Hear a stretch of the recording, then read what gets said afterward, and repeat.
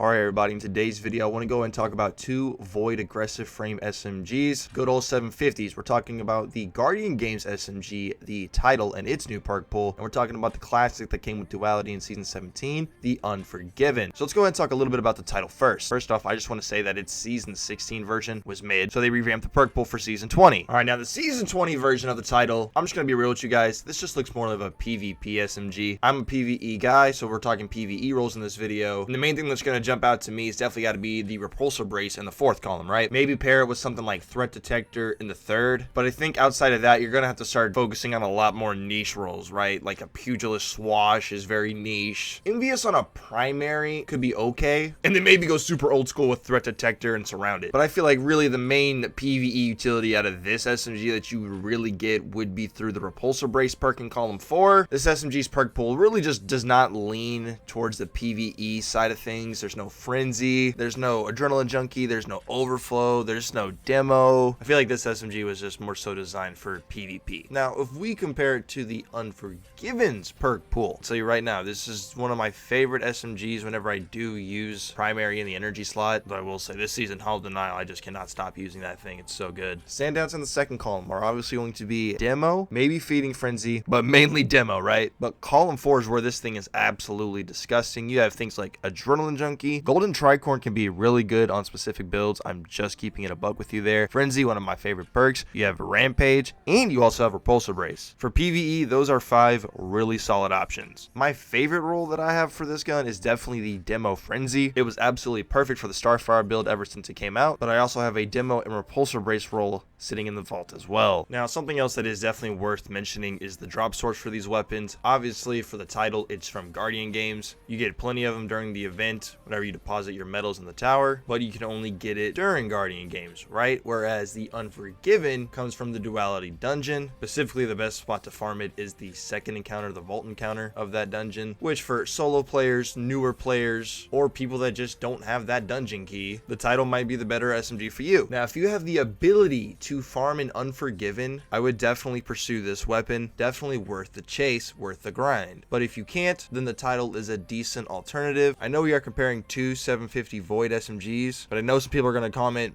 bro, funnel web exists. I know it exists, okay? You can always use that, but we're talking 750s, okay? Cool. If you have used both of these SMGs, please let me know your thoughts between them down below in the comments. Which one do you prefer? Which one do you use the most out of the two? And of course, your favorite roles for each of the SMGs. Just remember that Void is currently as strong as it is because we have volatile flow from the artifact, which will be going away in about 2 weeks now. We also got double nightfall rewards next week, so if you do need to farm up some resources, make use of that. And thank you for giving me about 3 minutes of your time. I greatly appreciate it. You guys be safe, consider subscribing. We'll see you on the next one.